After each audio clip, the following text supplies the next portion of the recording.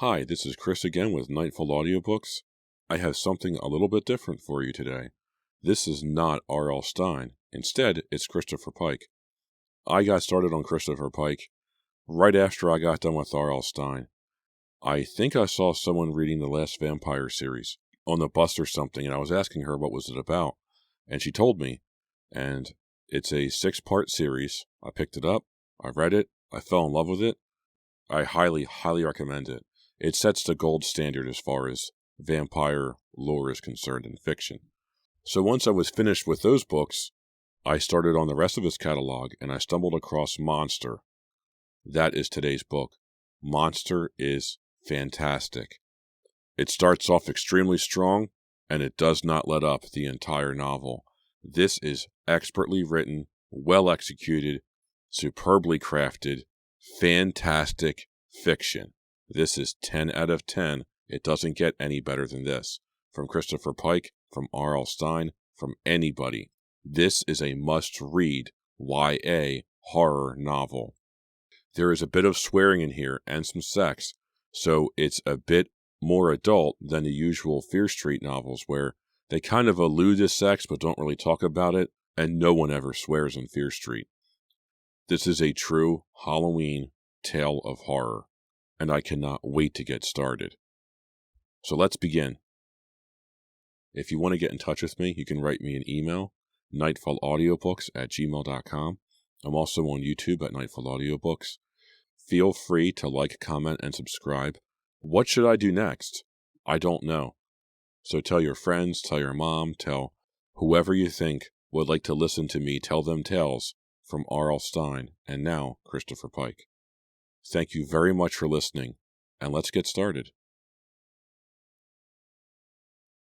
Welcome to a Nightfall Audiobooks production of Monster by Christopher Pike. Chapter 1. It began with blood. It would end the same way. Angela Warner was on the couch finishing her third beer when Mary Blank entered Jim Klein's house carrying a loaded shotgun.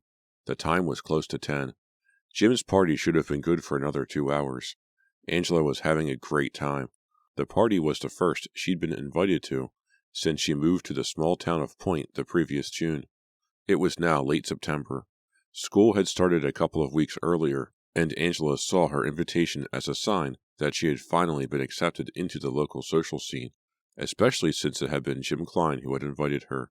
Stud football jock Jim, possibly the most handsome guy in the school. Yet Angela had not let the gesture go to her head. She knew better than anyone that Jim belonged to Mary. Beautiful, confident Mary, Angela's best friend in the whole town. Mary, the one with a loaded shotgun.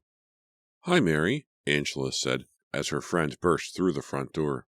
A nice normal hi it was, but that was only because Angela's mouth was ahead of her eyes. When she saw the shotgun, she couldn't think of anything to add to her greeting. Her eyes followed only the gun. She watched with great interest as Mary raised the weapon and pointed it at Todd Green's midsection. Angela had only met Todd that night. He was a linebacker on Point High's football team and seemed like an okay guy. Just before Mary pulled the trigger, Angela had the ridiculous thought that Mary sure knew how to liven up a party. Mary shot Todd directly in the belly. The blast went right through his guts and painted the wall behind him a lumpy red. Todd groaned and slumped to the floor. A stunned silence choked the crowd of about 30. No one moved except Mary. She pumped her shotgun and whirled in the direction of the kitchen. She didn't go far. Apparently she didn't have to. Between Mary and the kitchen stood Kathy Baker, head cheerleader for Point High.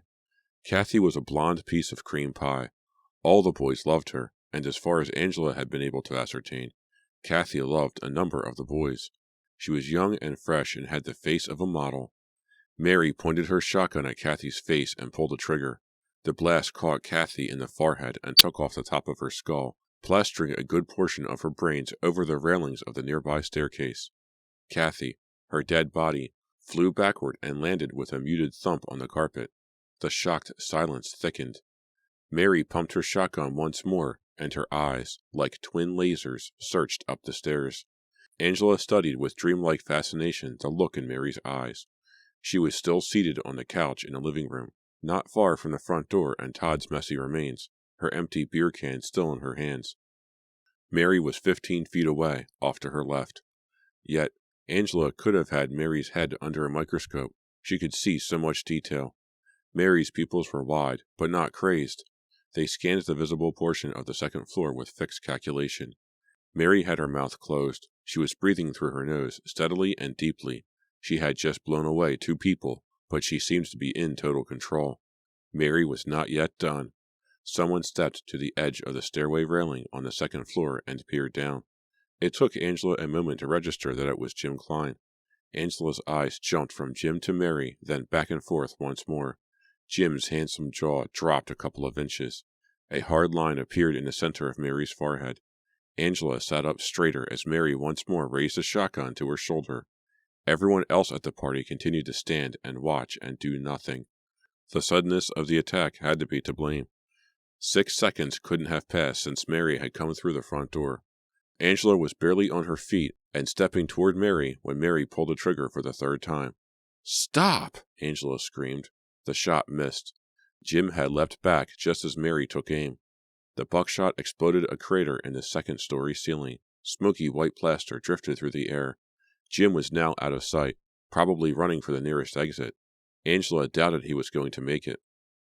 She watched as Mary swore under her breath, pumped the shotgun again, and leapt onto the stairway, taking 3 stairs at a time. I must stop her now, Angela thought. The stairway, made up of 3 right-angle sets of carpeted steps, described a rough spiral as it made its way to the 2nd floor. As Mary scampered onto the first landing, Angela was able to reach through the painted white posts of the stairway to grab Mary's right leg above the ankle. Mary tripped and crashed to her knees, momentarily losing her grip on the shotgun. Angela was smart. She immediately let go of Mary, grabbed the barrel of the gun, and began to pull it through the posts. Mary could chase Jim all she wanted, Angela thought, but if she didn't have anything to kill him with, it wouldn't matter. It was a sound strategy. Until Mary kicked Angela in the face with her right foot. "Don't," Mary swore at her. "Ah!" Angela moaned, losing her hold on the gun and taking a step back. She tasted blood in her mouth as the room spun in a dizzy circle. But her vision was still sharp enough to record Mary's reclaiming the gun and continuing up the stairs. Angela literally willed her dizziness to pass. She knew she didn't have time to circle the stairway and start up at the proper place. She wasn't a big or strong girl, but she had always been an excellent athlete. Reaching up with both hands and springing off her feet, she grabbed the posts and, in a single fluid movement, yanked herself up and over the railing. Mary was already off the stairs and running down the upstairs hallway that led to the bedrooms. She was definitely after Jim. She had pushed between a couple of petrified girls without saying so much as boo to them. Angela couldn't see Jim, but assumed he had barricaded himself in one of the rooms. "Somebody stop her!" Angela cried. The paralysis caused by the gruesome deaths had finally begun to lift. Statues were melting. A couple guys from the living room headed for the stairs to help her. The majority were running out the front and back doors, though. People were making noises, mainly gulping, crying sounds. The 2 girls in the upstairs hallway were still in the silent whimpering stage. They weren't going to do anything to attract Mary's attention, and the guys coming up the stairs weren't going to get to Mary before she got off another shot, Angela saw. I have to stop her, Angela thought again, going after her. Mary was at the closed door at the end of the hallway, trying the handle. It was locked. She didn't waste time pounding on the door or asking Jim to open it for her. She retreated a couple of steps, pointed the barrel at the doorknob, and blew it away. The act took a couple of seconds, however, and she was just kicking the door open when Angela crashed into her from behind. "Leave me!" Mary yelled at her as they toppled onto the floor of the master bedroom. Angela felt as if she had hold of a wild animal. They were both approximately the same size, but Mary tossed her off easily. Angela rolled on the carpet and struck her head on the bottom of the open door. Again, stars swam in her vision. She caught a glimpse of Jim at the window, and then one of Mary climbing to her feet and pumping the shotgun once more. Angela had to turn away momentarily to get her arms under herself so she could get up. During that moment, an explosion of shattering glass from another shot rent the air. This can't be happening.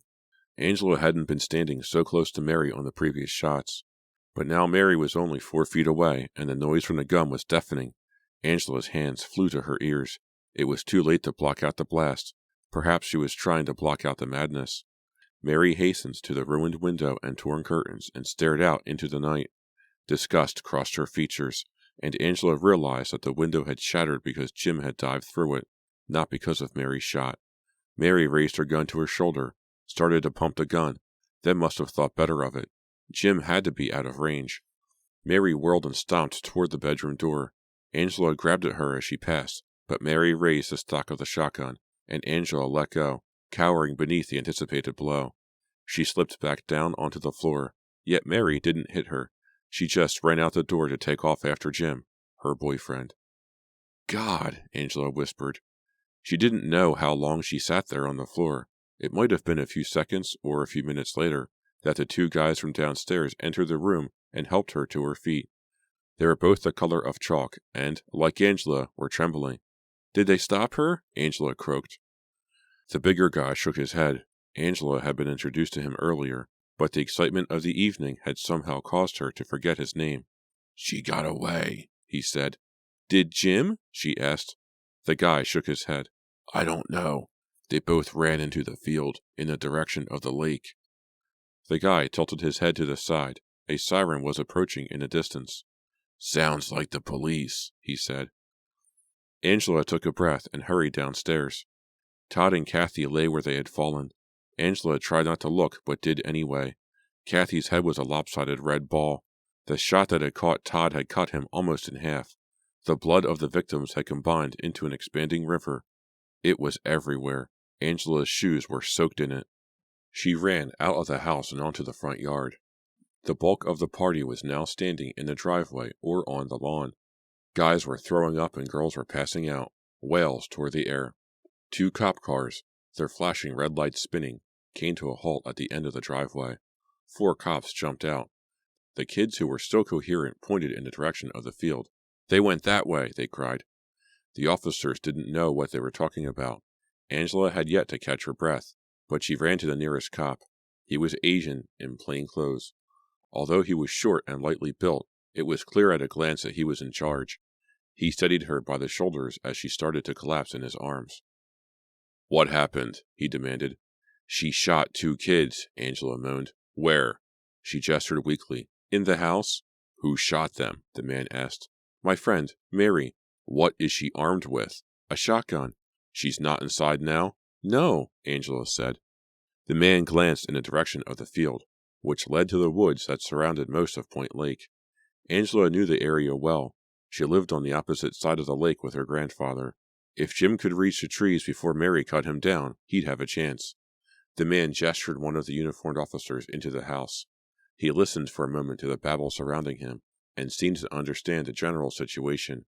Several kids were describing Mary. Who's she chasing? The man asked Angela. Jim, her boyfriend. Why? I don't know why. To kill him? She's already taken 2 shots at him. Is he wounded? I don't know. How many shots did Mary fire altogether? Angela had to think. 5. She'll have to reload, the man muttered. He motioned the other 2 officers to his side. Do you know why she killed the other 2? No, Angela said. She just burst into the party and started shooting.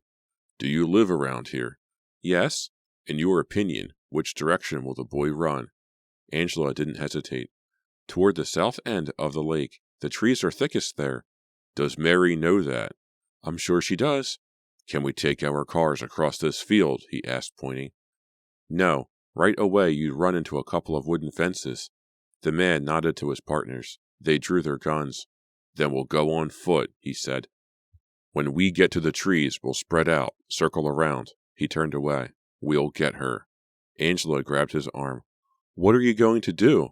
The man spoke firmly. We're going to stop her. You can't kill her. We'll try our best to have her surrender peacefully. But she won't surrender. Something's happened to her. She doesn't know what she's doing. The man gently undid her grip.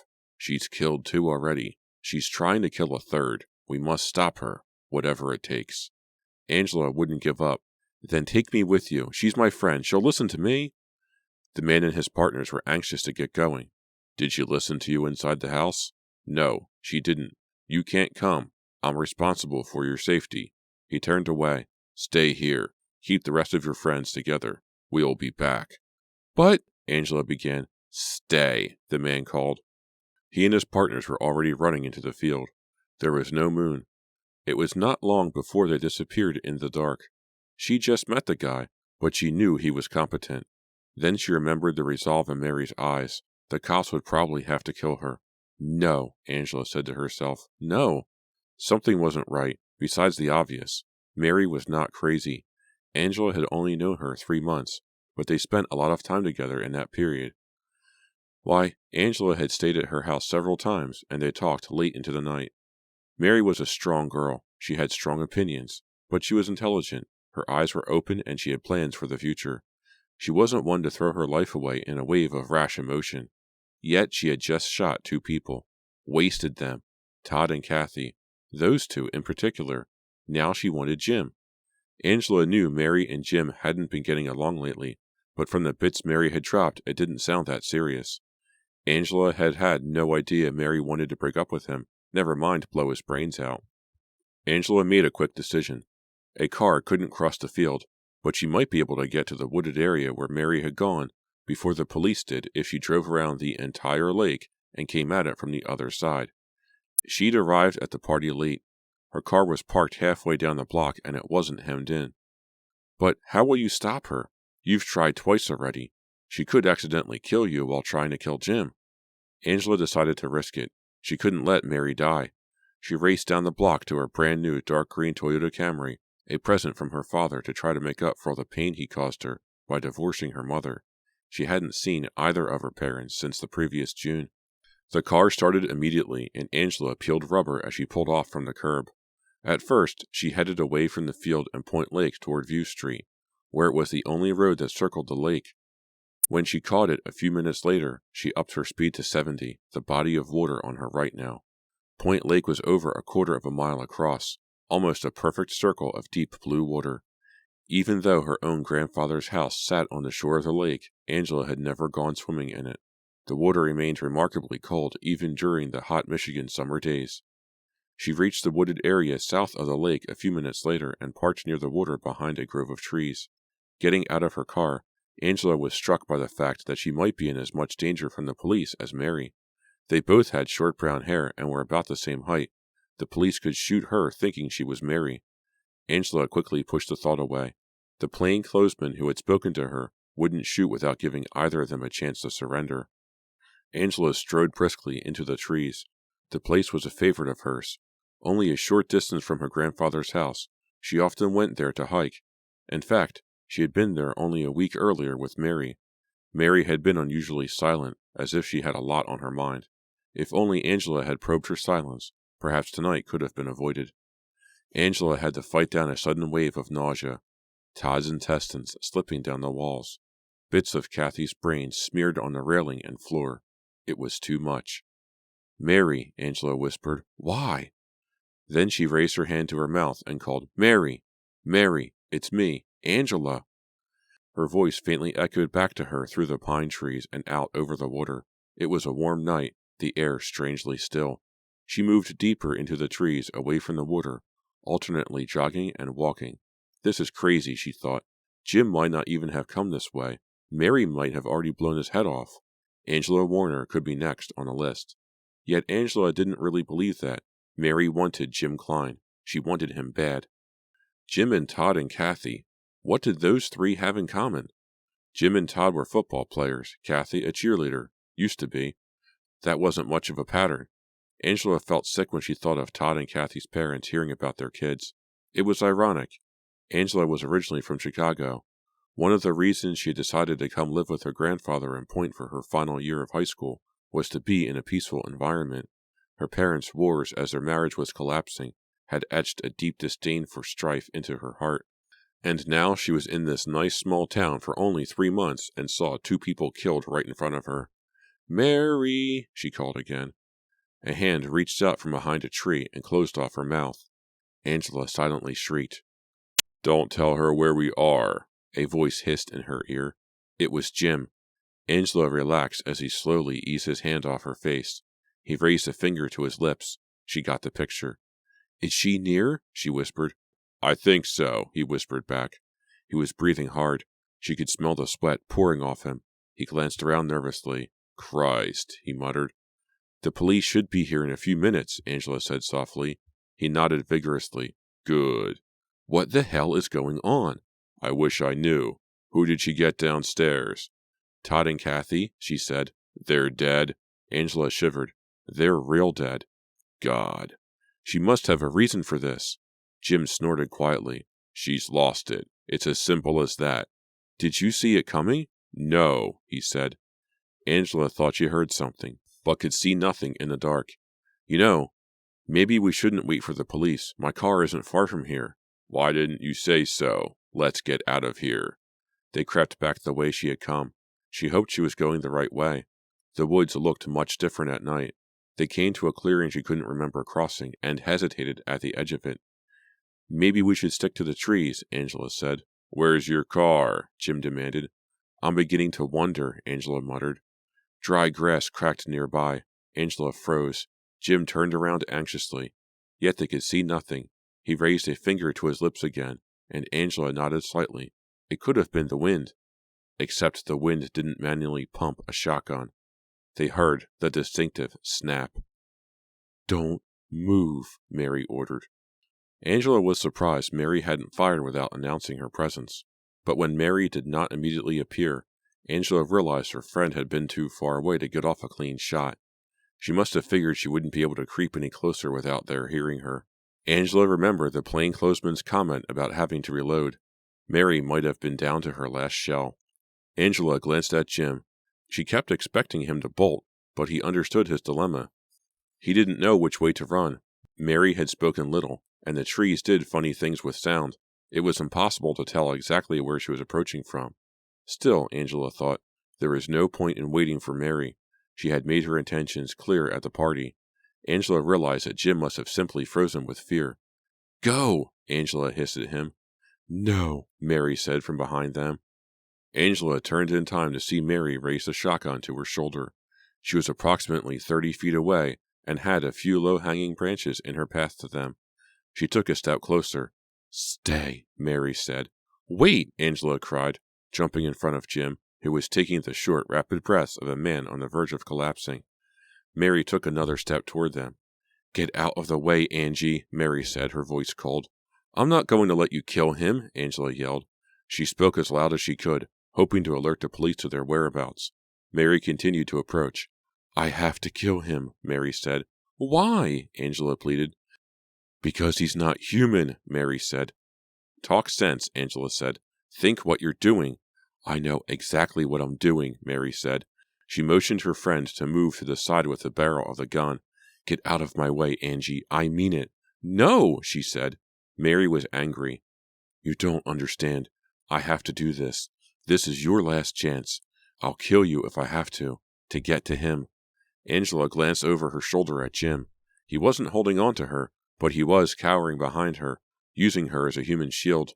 She didn't blame him one bit. He had the meadow at his back, but it was too late to run now. Mary would cut him down before he got 10 feet. Angela was surprised he wasn't begging Mary for mercy. Angela turned back to Mary and stared at her straight in the eye. Mary couldn't have been more than 15 feet away. There were no more branches between them. You're my friend, Angela said. I don't believe you'd kill me. Mary thought for a moment. It seemed she was on the verge of listening to reason. Angela even began to relax slightly, but then Mary's grip on the weapon tightened. I'm sorry, Angie, she said with genuine sorrow in her voice. There are things in this world that are more important than friendship. She's going to shoot. I'm going to die. Angela couldn't believe it was really happening. She closed her eyes and said goodbye to the world Mary said she didn't understand. But the fatal blast never came. Hold it, a male voice ordered. Don't move an inch. Angela opened her eyes. Mary was still in the same spot, her head motionless, but her eyes were darting left and right. Angela recognized the voice as belonging to the plainclothes cop she had spoken to at Jim's house, but the woods could have been enchanted, because once more she couldn't tell which direction the voice was coming from. The man appeared to understand that and made no effort to come into view. Set the shotgun down on the ground, he ordered. Slowly. Mary continued to scan the area, not moving. Do it, the officer said firmly. Mary took a deep breath. She had guts, even if she did have a screw loose. I can't see you, she said. I don't know if you can see me. I can see you very well, the officer said matter-of-factly. Mary's head tilted slightly to the right. Angela had finally located where he must be standing, behind a clump of bushes near the edge of the meadow. There is a reason I must kill this guy, Mary said.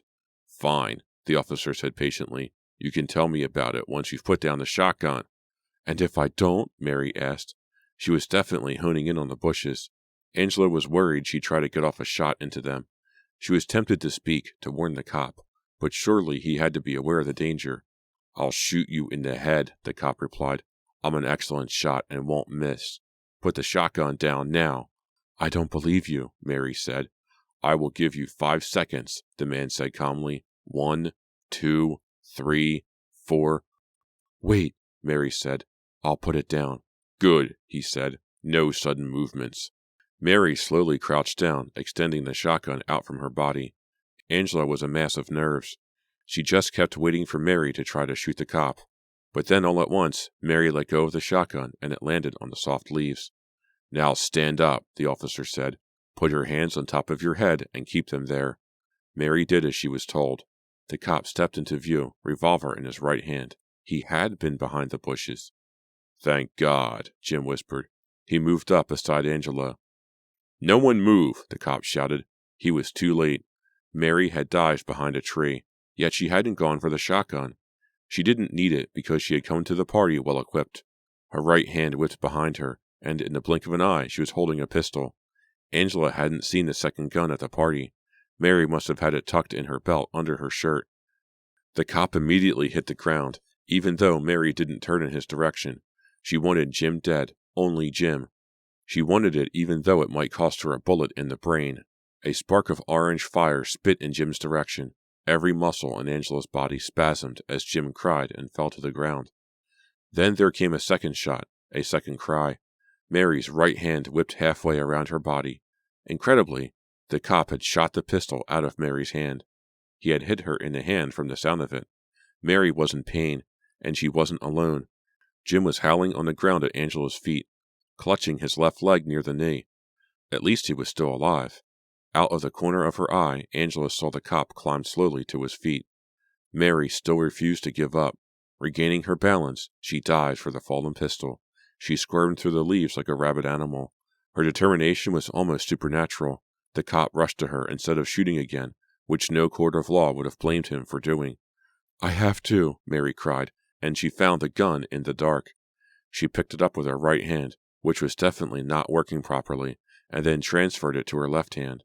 Even though the cop was closer and an easier target, she climbed to her knees and pointed the gun at Jim. But that was as far as she got. The officer moved like a cat. He belted Mary on the top of the head with his revolver, hard. Angela heard a cracking sound. Mary dropped her gun and stared up at the officer for a moment, puzzled. But she was probably already out, because a moment later she toppled to the ground. The cop looked over at Angela and Jim. Are you all right? He asked Jim. My leg isn't, Jim complained. The man tucked his pistol in a holster inside his coat and knelt by Mary's side, checking her head. You'll recover, he said, perhaps to all of them. It's over. Yet the words didn't ring true to Angela. Deep down, she had a feeling of dread. It seemed to speak aloud inside her mind with a cruel voice. My dear, it's only just begun. Chapter 2. Angela arrived at the police station the next day close to 10. Lieutenant Nguyen, the plainclothes cop who had saved her life the previous night, had called her an hour earlier and asked her to come in. The station was in the neighboring town of Bolton, a city 5 times larger than Point and 1/10 as beautiful. As Angela drove into town, she noted a cluster of reporters gathered on the front steps of the station. 2 teenagers butchered at a high school party? It was getting national play. Nguyen had warned her to drive around and come in the back way. He had told her that under no circumstances was she to talk to the media until she had spoken to him. That suited her fine.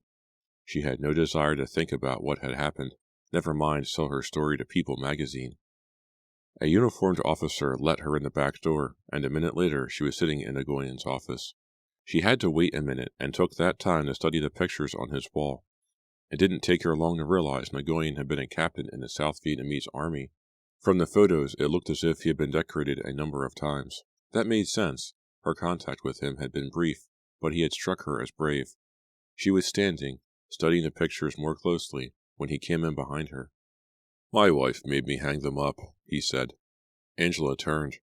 Nguyen was a short, wiry man with a head of thick black hair, large, soft brown eyes, and a distinctive right list to his body. He had dashed into the field the previous night with good speed, but she could see now that his right leg had been injured at some time in the past. The leg might even have been shorter than his left. He noted her attention but didn't say anything. Angela blushed and spoke quickly. "She must be very proud of you," she said. "She is a proud lady," Nguyen agreed. He stepped farther into his office and offered his hand. "I'm happy that you were able to come down, Angela." They shook briefly. He had warm hands. "Please, have a seat." "I'm happy to still be alive," she remarked, settling herself in a chair at the front of his desk. He sat across from her. He appeared relaxed, but very much in control. She remembered again how he had shot the pistol out of Mary's hand. He was no lightweight, this guy. She added, "I have you to thank for it." "Why did you go after them when I told you to wait?" he asked, his question not demanding, just curious. "Mary's my friend." She shrugged. "I didn't know what was going to happen." "You were afraid she'd be killed?" "Yes." Nguyen nodded. "She almost was." He thought for a moment. "What you did was brave. How close are you two?" "I only met her in June when I moved here, but I've seen her several times a week since then." "I'd say we're pretty close. How is she? I mean, how's her head and hand?" "She spent the night in the hospital, but she's here now in a cell. The doctors say she has a mild concussion, and they bandaged her hand." Nguyen paused again and sighed. "But I know there's something wrong with her. Can you shed any light on why she did this?" "No." "Nothing?" Angela gestured helplessly. She had a lump in her throat the size of an orange that wouldn't go away when she swallowed. She hadn't slept well the night before. Actually, she doubted she had slept at all. Guns and blood and guts. The memories were etched in her soul. She'd be 80 years old and still remember them. "I don't know what to say," Angela replied. "Mary has been quiet the last few days, but she didn't confide to me that anything was wrong. The boy she was chasing, Jim Klein, he's her boyfriend, isn't he?" "Yes." "Have you talked to him this morning?"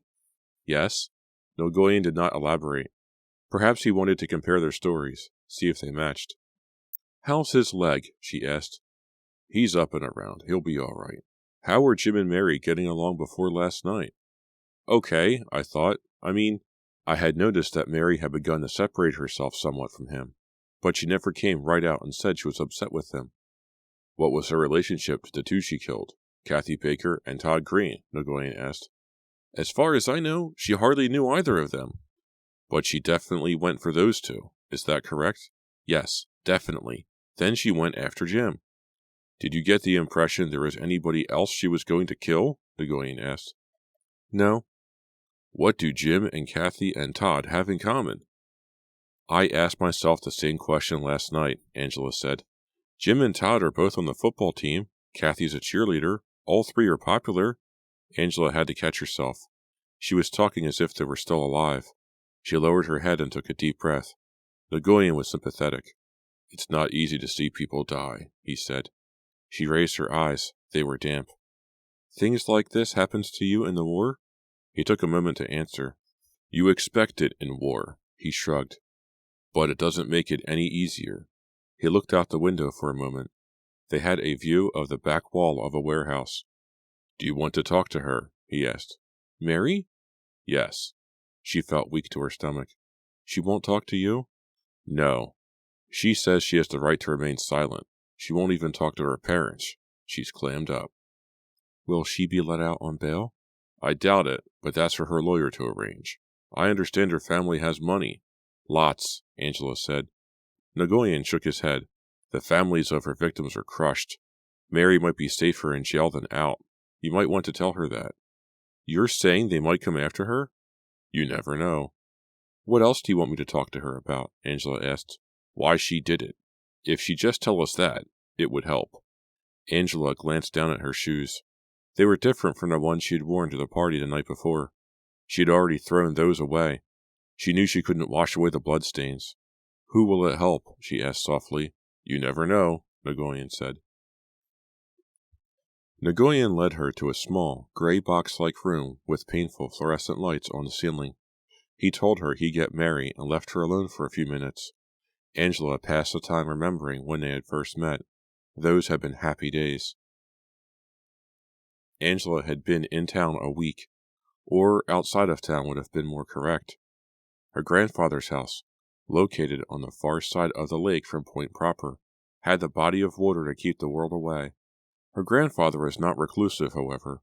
Although 72 years old, he had a flourishing social life.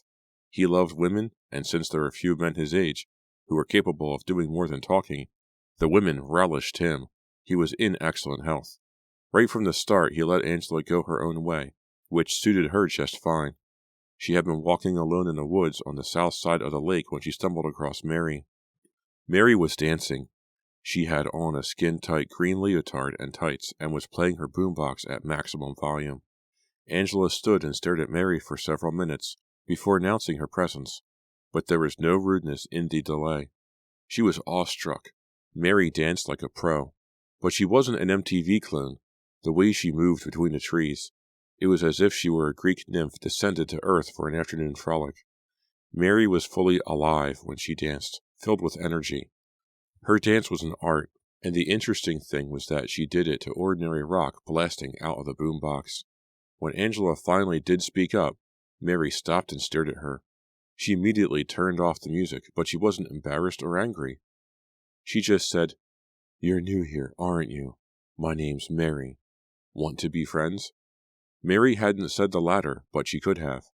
She had taken Angela under her wing that very day. Angela had never met anyone with such incredible self-confidence. Too cool to care about being cool. Besides being an incredible dancer, Mary could paint, sing, and make, so she said, incredible love. Jim, she said, was the best. 3 months ago, the best.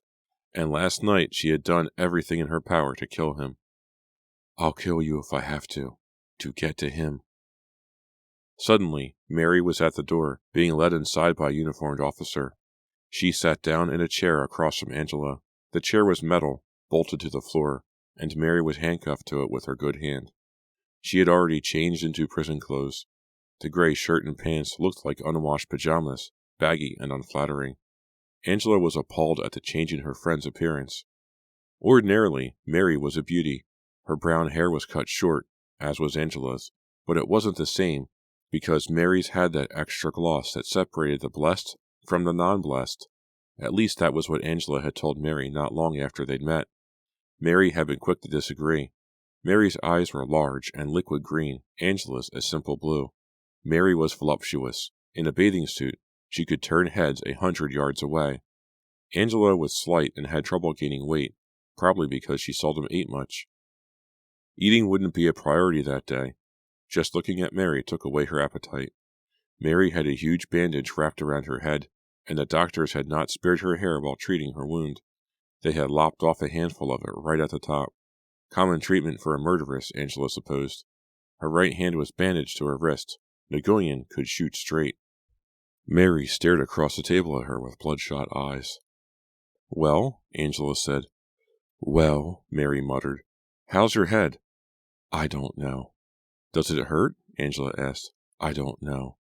Did you sleep last night? A little. Did you? Some, Angela said. That's good. What are you doing here? I came to see how you're doing. I'm all right. Anything else? Yeah. What? Mary asked. You know what. What the hell happened? Mary shrugged. You were there? You saw it all. That's not what I mean, and you know it. Why did you do it? Mary acted bored. If I told you, you wouldn't believe me. Try me. No. Why not? You won't believe me. Mary, you killed 2 people. You almost killed a third. Jim, how do you feel about that? Mary stared at the floor. I feel nothing. Nothing? Not even regret? God, do you know what you've done to their families? Mary took a breath. I feel bad for their families. I also feel regret. Angela sighed. I know you must. I regret that the cops stopped me before I could get Jim. Angela was exasperated. Why? What did Jim do to you? Mary raised her eyes to Angela's. He didn't do anything to me. Angela paused. Did he do anything to anyone else? Trust me, Angie. There's no point in talking about it. What did Jim do? Angela insisted. A bitter chuckle escaped Mary. Boy, if you only knew. A remark Mary had made the previous night came back to Angela right then. Because he's not human. Not human, Angela whispered. Mary was instantly alert. What? You said last night that Jim wasn't human. No, I didn't. I heard you, Mary. I remember. Don't deny it. Why did you say that? Mary changed. No longer was she bored, indifferent, or defiant. She was pale, and her cheek twitched. She was scared.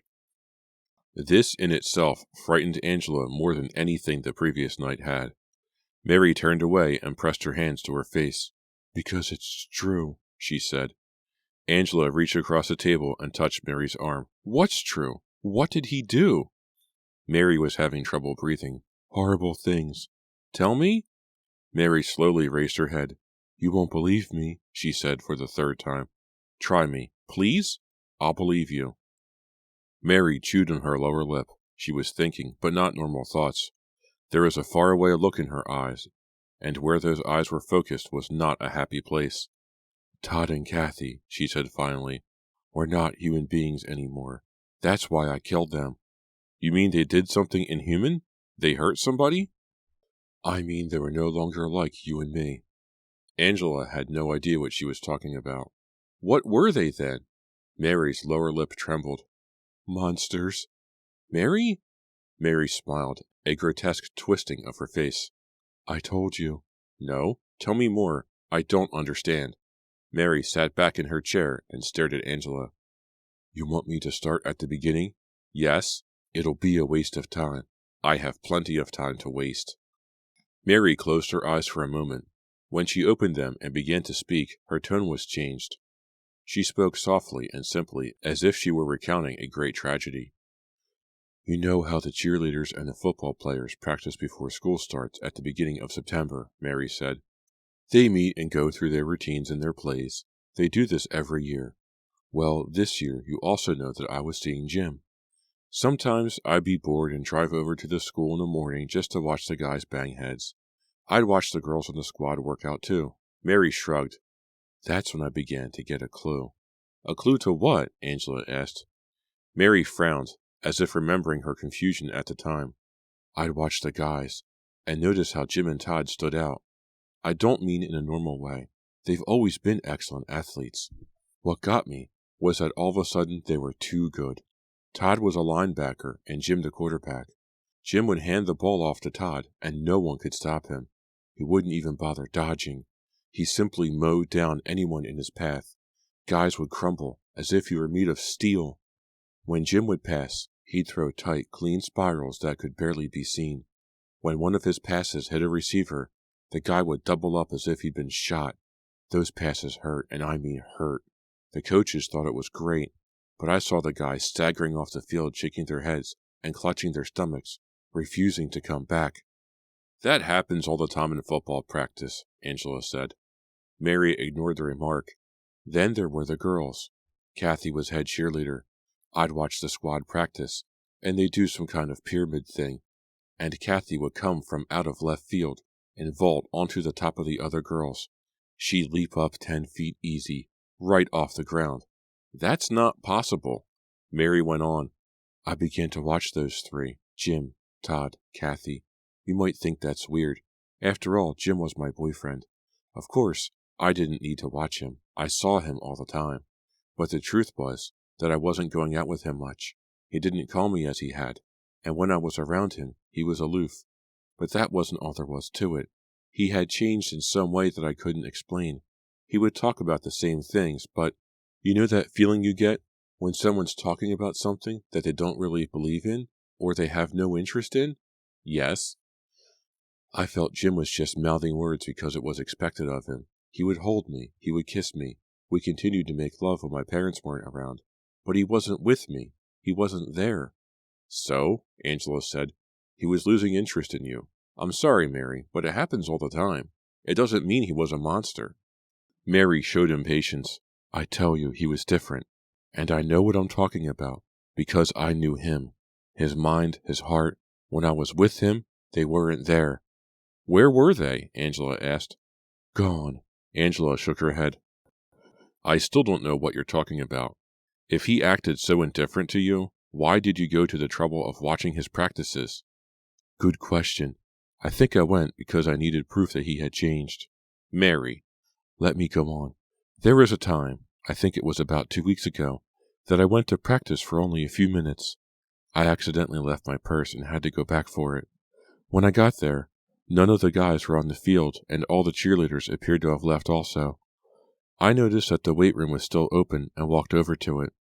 By then, I had no hope left for Jim and me. I didn't walk into the weight room. I peeped in, slyly. Yeah, I was definitely looking for something unusual, and I got it. What did you see? Angela asked. Kathy and Todd and Jim were inside. They were alone, lifting weights. Have you ever seen a cheerleader lifting weights? I haven't, but I suppose that isn't so strange. But good old Kathy, she wasn't pumping a few extra pounds to give her arms tone. I saw her lift at least 1,000 pounds straight over her head. That's impossible, Angela said. I know, but I saw her do it. You must have misjudged the weight on the bar. No, in fact, the bar she was using bent after she lifted it. She had so much weight on it. What do you think it would take to bend one of those metal bars? A strong girl, that, Kathy. Were Jim and Todd lifting as much? I couldn't tell. They were working the machines. But it seemed as if they were pushing the machines to the limit, without sweating. Here's something else. When Kathy made her dramatic lift, neither of the guys seemed to notice. The whole time I stood there watching them, not a single word was said. The atmosphere was cold as a morgue. Angela considered. Anything else? Yes. Mary leaned forward on the table. She had begun her tale with no hope of convincing Angela, but now she had warmed up. Now it was clear she wanted Angela to believe her. After the incident in the weight room, I began to spy on them. I noticed that they hung out together a lot. They'd go off alone to a corner of campus and talk. I also noticed that none of them ever smiled unless someone else was around. I stopped going out with Jim altogether, but I often drove over to his house at night and sat down the street in my car, waiting. For what? Angela asked. For him to come out and play with his strange friends. You talk like they were vampires. Mary's eyes grew dark. They were worse than vampires. One night I was waiting outside Jim's house. It was after midnight, and he went out and drove off in his car. I followed him as he picked up Todd and Kathy. They went here, to Bolton, to a bar. I assumed they'd be tossed out because they were underage, but they stayed inside until 2 o'clock, when the bar closed. When they came out, they had 2 couples with them. The other 4 appeared to be in their early 20s. They were all laughing and carrying on. It was obvious to me the new people were drunk. I was sitting across the street in an all-night coffee shop. I couldn't hear everything they were saying, but I caught the words party and orgy and warehouse. Jim and Todd and Kathy were trying to convince the 2 couples to go with them, and they must have done a good job, because the others got in their car and followed Jim as he drove away. I had to hurry to catch up with them. Jim headed to the edge of town. He parked in the deserted lot of a boarded-up warehouse. The others parked beside him. They were still laughing and talking out loud as they followed Jim and Kathy and Todd inside the warehouse. How did they get inside if it was boarded up? Angela asked. Jim pried the boards off the door with a crowbar. Why didn't he pull them off with his hands if he was so strong? I don't think he wanted to demonstrate his strength. Yet. Those 2 couples must have been awfully stupid to go into a warehouse that was clearly deserted, especially if they thought they were going to a party. I told you how drunk they were, Mary said, and you know how sweet and innocent those 3 could look. They could pose for a picture on American values for a Christian TV station. Anyway, the point is they went inside. I stashed my car down the block and waited outside the warehouse behind a stack of crates for them to come out. They did, about an hour later. At least, Jim and Todd and Kathy came out, not the others. What happened to them? Angela asked. Mary leaned an inch closer. They were killed. Our innocent All-Americans murdered them. You saw this? Mary sat back and waved her white bandaged hand in disgust. Of course I didn't see it directly. I told you I waited outside. But when Jim and Todd and Kathy emerged, they were carrying those giant green plastic bags you put garbage in. They each had one thrown over a shoulder. They threw them in the trunk of Jim's car and drove off. It made me wonder. I walked back to my car and got a flashlight. I returned to the warehouse and crept inside. At first, I didn't see anything. The place was empty with dust everywhere. I called out, but no one answered. Then I saw this area on the floor. Here, all the dust was brushed away. Mary stopped and shut her eyes. She took a deep breath, then another, but seemed not to let either go. Angela found herself leaning forward. "What did you see?" Angela asked. Mary opened her eyes. She shook her head. "Blood." "Blood?" "Blood." Mary lowered her head to stare at her bandaged hand, perhaps thinking of the blood that was now on her hands. Most of it had been wiped away, off the concrete floor. They were careful, but not careful enough. There was still blood left to see. There were no bodies? "No," Mary said. "Torn clothes? Bloody clothes?" "No." Mary looked up wearily. "I think our dear classmates took the clothes with them in the green garbage bags." "I thought you were implying that the bags contained the bodies of the two couples," Angela said. "Hardly. The bags were not that big." "Then the bodies— What are you saying, Mary?" Mary met her eyes straight. "They're monsters. What do monsters have for dinner?" Angela was appalled. "They didn't eat them, for God's sake." "I don't think God had anything to do with what they did to those four." "Mary." 7 people went in that warehouse, Angie. Only 3 came out." It was Angela's turn to close her eyes and shake her head. Shake it all out of her head, she wished. These awful images Mary so easily invoked. Super strength, strange appetites. All this from a girl who had killed 2 people only 12 hours ago. What was she to believe from such a person? Nothing.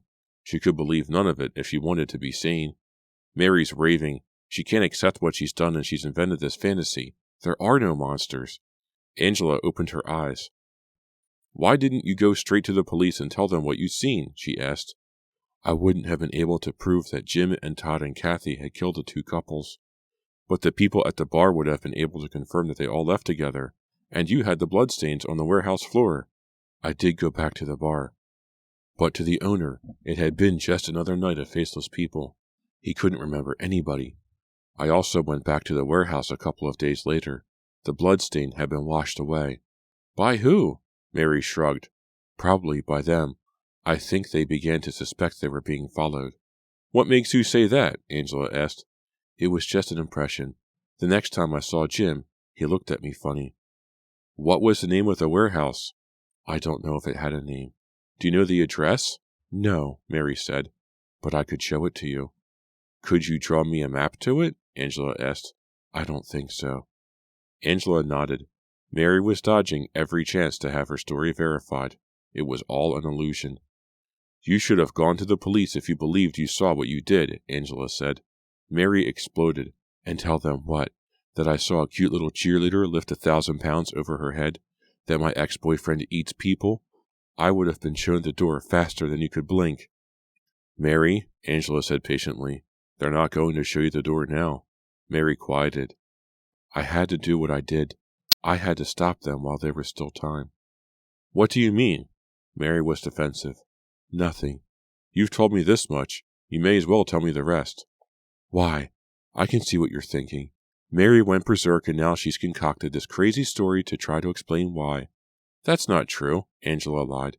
"It is true. I told you you wouldn't believe me." "Well, do you? See?" Mary was angry at herself. "I must have been crazy to think you would." "How come the 2 couples were never reported missing? That would have been big news in these parts." Mary frowned again. "I don't know why. I suspect, though, that Jim and Todd and Kathy only picked up people who were passing through." "You think they killed people every night?" "I think they had strong appetites." "Look, what do you want from me, Mary? All right, I don't believe your story. It's too ridiculous. If I was in your position, and I told you the same thing, you wouldn't believe me." "That's true." "Then what am I supposed to do?" Angela asked. "I don't know if anything can be done." "Because Jim is still alive? Because he's still on the loose?" Mary nodded gravely. "Yes, if he made a couple of partners. I don't know why he couldn't make another too, or thousands for that matter. Now the world's in danger of being taken over, is that it? Mary nodded again. What I wanted to say a moment ago and didn't was that the day before the party, I saw our happy threesome talking with Carol McFarland and Larry Zurer. Carol and Larry are monsters now? Maybe. Why didn't you kill them as well? They were at the party. I wasn't sure they had changed. Strange as it may sound, Angie, I don't just go around shooting people because I feel like it. All right, let's pretend for a moment that everything you say is true. I don't believe it is, but let's say I do. What happens to these people that change them? I don't know, Mary said. But you must have an idea. I don't, Mary said. But if Carol and Larry have become like the others, then it's an interesting coincidence. Carol's a cheerleader. Larry's on the football team. Why don't you tell Lieutenant Nagoyan your story? What for? You know me, and you don't believe me. What are the chances he will? Nagoyan thinks it might be a bad idea for your lawyer to try to get you out on bail. He fears Todd and Kathy's families might come after you. Mary waved away the suggestion. They won't do anything to me. Jim's the one who'll try to get me. Will you try to get out? Angela asked. I don't know if I should answer that question. The answer is yes, but I suppose Nagoyan knows it already, so I guess I don't have to worry about it. Personally, I think you have plenty to worry about, Mary said. Because the world is about to be overrun by aliens? I don't know if they're alien. I don't know if they have the strength to overrun the world, but I have no doubt that they'll take over Point in the near future. Angela glanced at her watch. Is there anything else you want to add to your story by way of proof? 2 more points. You were there last night. You'll remember how Jim was on the 2nd floor when I shot Todd and Kathy. You'll remember how he immediately realized I'd go after him next. What does that prove? Angela asked. Nothing in and of itself, but it's interesting that he knew he was to be next. You should see the significance. Then there was the way he dived out the bedroom window onto the roof, dropped 12 feet to the ground, and dashed into the field without breaking stride. I would dive out a window if someone was coming after me with a shotgun. But you bleed, Mary said. You'd get hurt. You hurt Jim when you shot him in the leg. I'm sure he bled. I wonder how badly I hurt him. I'll ask him. Angela started to stand. He's here at the station. Mary reached over and grabbed her arm. Her eyes were wide, scared. Stay away from him, she said, a note of pleading in her voice. He's dangerous. Promise me you will. I rarely see Jim. I don't think it'll be a problem. But he'll know we talked. He might come after you. Angela reached down and removed Mary's hand from her arm. I'm capable of taking care of myself. Mary sat back and smiled sadly. That's what I thought too. Angela didn't know what to say. She told Mary she'd talk to her soon and left the room, leaving Mary chained to the chair. How sad, she thought. Mary had had so much potential. What a waste of a life. Angela hoped the court saw fit to place her in the hands of a competent psychiatrist, rather than behind strong bars. Nagoyan met her in the hallway and led her back to his office. He offered her a seat, but she refused. He asked her what Mary had said. Nothing, Angela said. You were with her more than 10 minutes, Nagoyan said. You must have talked about something. Nothing important. She won't talk about last night. Angela spread her hands. I'm sorry. Nagoyan stared at her a moment. He had the warmest eyes, and she felt guilty lying to him. But she saw no point in relating Mary's story. If Mary herself wanted to tell him, that was one thing. But Angela would have felt as if she were betraying her friend to talk about her friend's monsters. Nagoyan finally nodded. That's fine, Angela. He led her to the door of his office. We have your number, don't we? Let's stay in touch. If anything new happens, be sure to give me a call. I promise, Angela said. Is Jim Klein here? He left a few minutes ago, Nagoyan said. How is he? Nagoyan smiled. You asked that when you came in. Angela nodded. You're right. She flashed a smile. I just thought I'd ask again. Goodbye, Lieutenant. Thanks again for saving my life. Thank you for coming in, Nagoyan said. After Angela Warner left, a uniformed police officer brought in a cassette tape and a tape player and placed them on Nagoyan's desk. The officer left, and Nagoyan rewound the tape to listen to the conversation between Angela and Mary. He had, of course, listened in while Angela and Mary had been in the room. If he felt any guilt about eavesdropping on the 2 girls, he was unaware of it. A horrible crime had been committed, and he was determined to get to the bottom of it. That was his responsibility. Angela was right about Lieutenant Nagoyan. He was very good at his job. What struck Nagoyan as he went over the conversation again was not so much what Mary had said, but the strength in her voice. She was not a flaky teenager. He remembered how she had stood up to him in the woods. She had more guts than most of his soldiers in the war. But what about her story? It was preposterous, of course, but it disturbed Nagoyan in ways he couldn't explain. Long ago he had learned to trust his intuition, even above reason. But what was he to do here? The boy Mary had tried to kill, Jim Klein, perhaps he was a murderer. Nagoyan had personally interviewed Jim and had not liked him. The boy was hiding something. The way his eyes had darted to the left and right when he was being questioned had reminded Nagoyan of a caged animal. He was guilty of a crime. Of that Nagoyan was sure. But Nagoyan couldn't spare the manpower to have Jim followed, not day and night. He doubted he had the legal right to have the boy trailed anyway. It had impressed Nagoyan that Angela had not divulged Mary's story. Those two were friends. That had not changed with the events of last night. Perhaps that friendship could be exploited. When the tape was finished, Nagoyan pushed the button on the intercom on his desk. He got one of his men, Officer Martin. The man had helped him capture Mary the night before. Any word on Mary Blank's bail? Nagoyan asked. She won't get a hearing with a judge until Monday, Martin said. Can you postpone the hearing? Blank's lawyer will complain. They always do. Have the judge be ill when it comes time for the hearing. Ask him as a personal favor to me. I don't want that girl getting out. She's dangerous. I understand. Anything else? I want a list of all the boarded-up warehouses in Bolton, Nagoyan said. Can you get it for me? Sure, Martin said. What do you want it for? I want to sweep a concrete floor, Nagoyan said, to see what I find.